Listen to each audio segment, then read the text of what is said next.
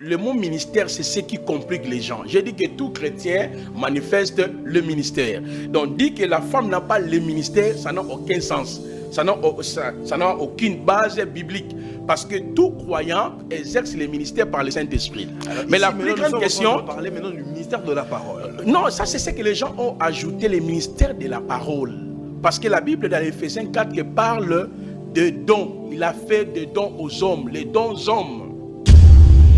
Donc lorsqu'on dit sacerdoce, signifie tout simplement les services. Mais il y a deux services. Les services que Yahweh avait confiés à la tribu de Lévi, précisément dans la famille d'Aaron et de ses fils. Tout sacrificateur était lévite, mais tout lévite n'était pas sacrificateur. Avant d'exercer même ces services-là, il y avait les prérequis que le Seigneur avait établis. Il y a les dons, selon Éphésiens 4, apôtres, prophètes, docteurs, évangélistes et pasteurs. Donc quand moi j'enseigne, je suis en train d'exercer quoi? Le ministère. On m'appellera qui? Ministre. Absolument. Vous voyez, nous avons aussi les dons selon 1 Corinthiens 12 qui sont répartis en 3 catégories. Il y a les dons des révélations, les dons de la parole de connaissance, parole de sagesse, discernement des esprits. Il y a les dons de puissance, guérison, miracle et foi. Il y a les dons d'inspiration, les dons de la diversité des langues, les dons d'interprétation des langues, les dons de la prophétie. Vous voyez, tout celui qui manifeste ces dons-là, que tu sois homme ou femme, on t'appellera qui?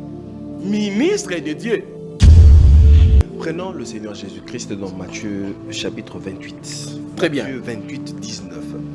Quand Jésus donne la commission aux 12, il dit, allez, faites de toutes les nations des disciples, les baptisant au nom du Père, du Fils et du Saint-Esprit. Pourquoi est-ce que quand la commission a été donnée, le Seigneur lui-même, le Seigneur Jésus, très bien, n'y avait-il pas de femmes qui avaient été commissionnées? Les cultes, les promesses, les alliances, l'adoption, les patriarches appartenaient à un peuple, le peuple d'Israël. Romains chapitre 9, versets 4 à 6. Nous les nations, on n'était même pas comptés. Dans Éphésiens chapitre 2, 18 à 19, on nous dit, on n'avait même pas le droit de citer en Israël.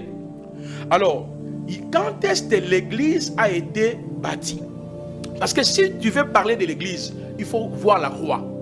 Vous voyez? Parce que là, vous parlez de la résurrection.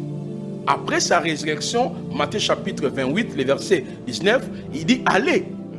Regardez très bien, il dit allez, allez partout. Ça, c'est la deuxième phrase de sa mission. Là, il devient le sauveur de